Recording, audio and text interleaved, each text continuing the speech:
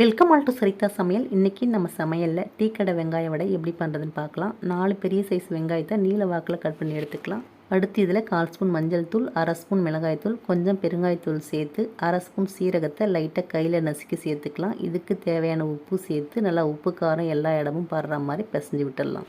நல்லா பிசைஞ்சதுக்கப்புறம் இதில் 1/2 கப் மைதா மாவு, 1 ஸ்பூன் அரிசி மாவு சேர்த்து இது கூடவே ஒரு துண்டு இஞ்சி, 2 பச்சை மிளகாய், கொஞ்சம் கருவேப்பிலை, கொஞ்சம் மல்லி இலை, இது எல்லாத்தையும் பொடியாக நறுக்கி சேர்த்துக்கலாம். இப்போது தண்ணி எதுவும் சேர்க்காம அந்த வெங்காயத்தில் உள்ள தண்ணியில இதை நம்ம பிசைஞ்சிக்கலாம். நல்லா பிசைஞ்சதுக்கப்புறம் நமக்கு எந்த சைஸில் வடை தேவையோ அந்த சைஸில் உருண்டை உருட்டி கையில் வச்சு வடை ஷேப்புக்கு நம்ம தட்டிக்கலாம். அடுத்து ஒரு கடாயில் எண்ணெய் சூடு பண்ணி எண்ணெய் நல்லா காஞ்சதுக்கப்புறம் வடைகளை சேர்த்துக்கலாம். எண்ணெய் சூடு கம்மியாக இருந்ததுன்னா வெங்காய வடை எண்ணெய் குடிக்கும். அதனால் எண்ணெய் நல்லா சூடானதுக்கப்புறம் வடைகளை சேர்த்து விட்டு 2 பக்கமும் நல்லா பொன்னிறமாக வேக வச்சு எடுத்தால் சுவையான டீக்கடை வெங்காய வடை ரெடி.